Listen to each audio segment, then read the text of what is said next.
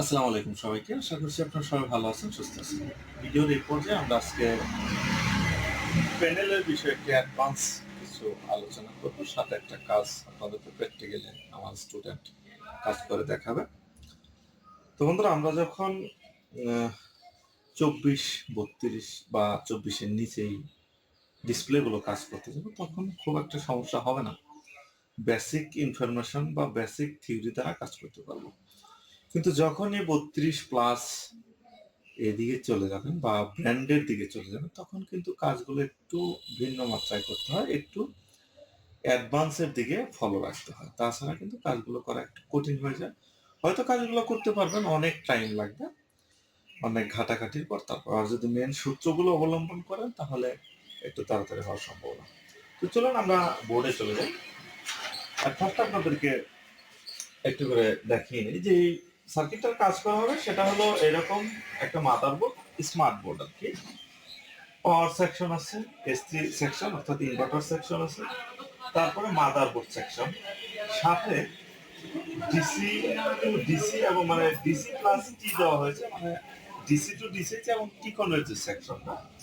বিগত দিনে আমি অনেক ভিডিওতে দেখিয়েছি এটা, যে মাদারবোর্ডে আপনার টিকন আইসি এবং ডিসি টু ডিসি আইসি একত্রে থাকে, আবার কোনো কোনো মাদারবোর্ডে শুধুমাত্র ডিসি টু ডিসি আইসি থাকে।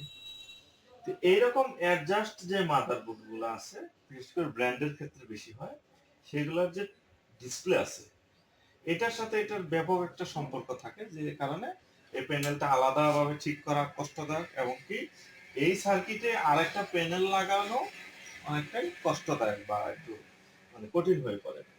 তো যাই হোক, আমাদের এই যে মাদারবোর্ড, স্কেলার বোর্ড, প্যানেল, এই কাজগুলো করার ক্ষেত্রে আমাদের ফার্স্টে যে দিক এই করতে হবে, সেটা হলো আমাদের ভোল্টেজ গুলো। এই যে ডিসি টু ডিসিআইসি আছে, এই ডিসিআইসির যে সমস্ত ভোল্টেজ গুলো ফার্স্ট আমাদের এটা চেকিং করতে হবে বা এটা দেখতে হবে যে এটা ঠিক আছে কিনা। আর যখন এই ডিসপ্লের ভিতরে কিছুটা হলেও ছবি দেখা যাবে, যে ছবি ফেস হবে, তখন বুঝতে হবে যে আমাদের এই ডিসি টু ডিসিআইসি সমস্ত প্রোগ্রাম ঠিক আছে, বা মানে ভোল্টেজ গুলো সাপ্লাই হচ্ছে।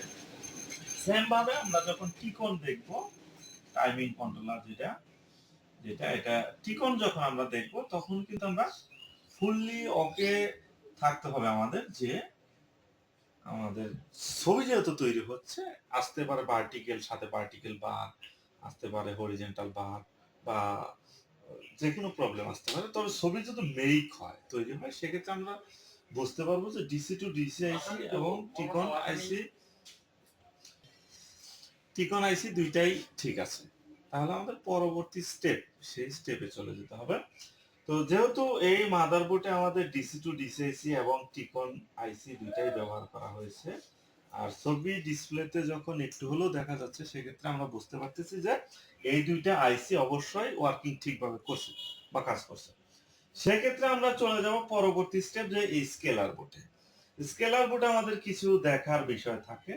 দেন যখন আমরা লাস্টে কাটিং সেকশনে চলে যাব, তখন আমরা কিন্তু অনেকেই এই যে কফ আছে, অনেকে আমরা কিন্তু এই কপের দিকে নজর দিই, যে কপের আশেপাশে কাটিং করতে হবে। কিন্তু যখন আমরা সূত্রগুলো জানবো, যখন আমাদের এই সমস্ত পার্টস এর মাদারবোর্ডের, স্কেলার বোর্ডের, এমনকি DC to DC section, gamma section বা স্ক্যান ড্রাইভার ইত্যাদি যখন আমরা জানবো, তখন আমরা বুঝতে পারবো যে কোন জায়গায় কাটিং করতে হবে, সেটা কি কপের এই জায়গায় নাকি রেবনের এই জায়গায়। যে কারণে এই অ্যাডভান্সের যে কাজগুলো আছে, বিশেষ করে ব্র্যান্ডের, এই কাজগুলো করতে গেলে আমাদের যদি রোগটা ফাইন্ড আউট করতে পারেন, অনলি 5 মিনিট সময় লাগবে সর্বোচ্চ। আর যদি ফাইন্ড আউট না করতে পারেন, তাহলে তো আমরা চেষ্টা করব এইখানে কাটিং করব, এইখানে কাটিং করব, যে কারণে সময়টা অনেক বেশি লেগে যায়। তো যাই হোক, তো এই জায়গায় আমি যেহেতু এই একটা ডিসপ্লেতে দেখাচ্ছি, ভিডিওর কারণে আপনারা এই একটা ডিসপ্লের কাজ ভালোভাবে করতে পারবেন, এটা আমি দেখাবো।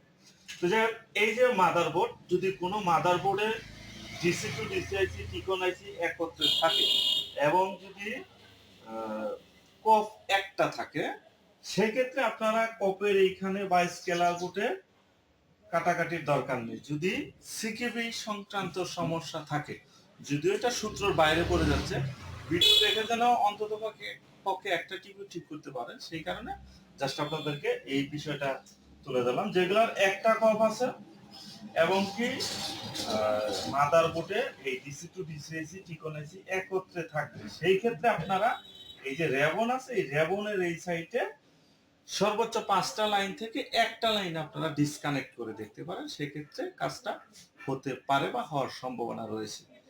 আর কোন সময় আপনি কপের উপরে কাটিং করবেন, কোন সময় স্কেলার বোর্ডে কাটিং করবেন, বা কোন সময় মাদারবোর্ডে এই রেবনে কাটিং বা সংযোগ বিচ্ছিন্ন করবেন, সেটা জানতে হলে অবশ্যই টোটালি যে প্যানেল স্ট্রাকচার, টোটালি যে মাদারবোর্ড থেকে এই যে রাস্তাটা, এটা এগুলা স্ট্রাকচার আপনি যখন জানতে পারবেন, ঠিক তখনই অনায়াসে কাজগুলো করতে পারবেন।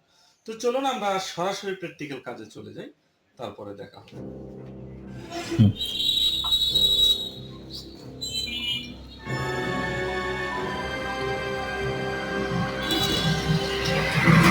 বললাম তো একটু this one is smart television, এটা অ্যাবনর্মাল ডিসপ্লে।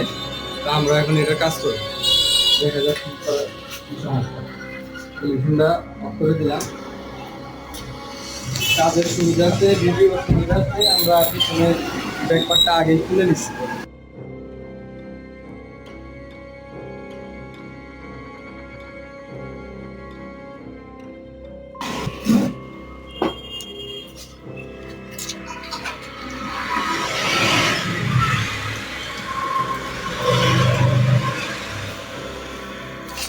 টোটালি ভোল্টেজ গুলো ফার্স্টে দেখে নাও, ঠিক আছে না?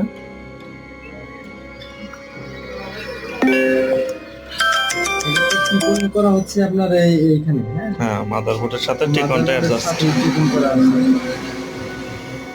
সেটা হচ্ছে ডিজিএল ভোল্টেজ। হ্যাঁ, ডিজিএল ভোল্টেজ কিন্তু ওকে। হ্যাঁ, আচ্ছা,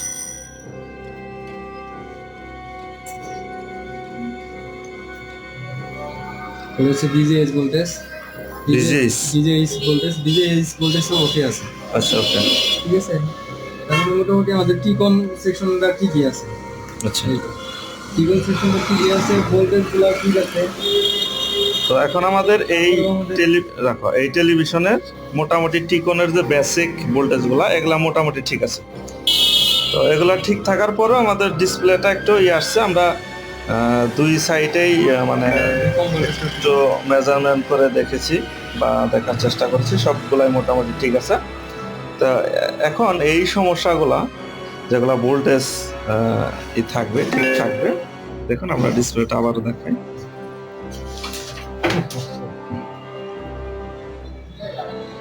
এটা এদিকে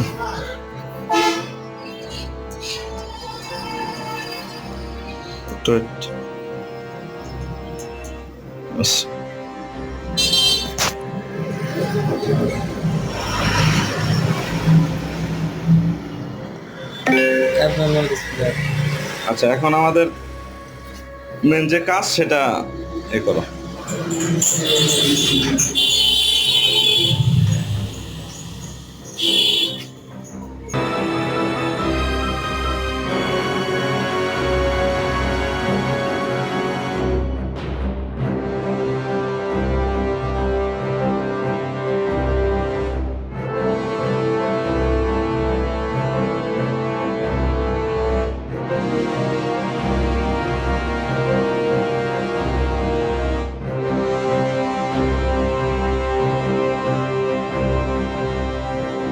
এটা হচ্ছে আমাদের যে প্যানেলের হচ্ছে এভাবে রেখে হাতের বাম পাশে এই যে এই 3টা প্রিন্ট হচ্ছে ডিসকানেক্ট করে দিতে হবে।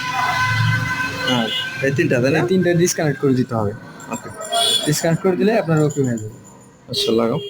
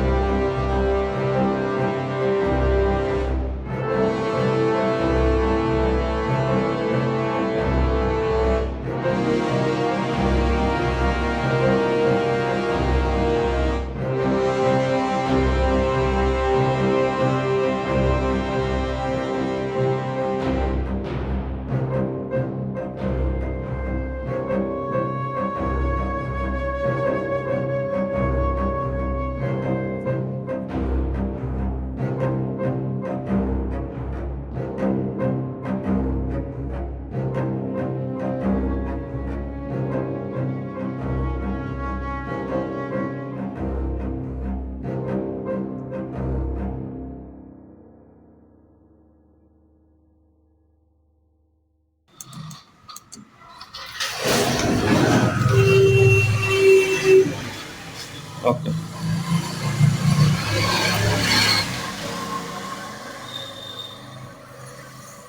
ঠিক আছে।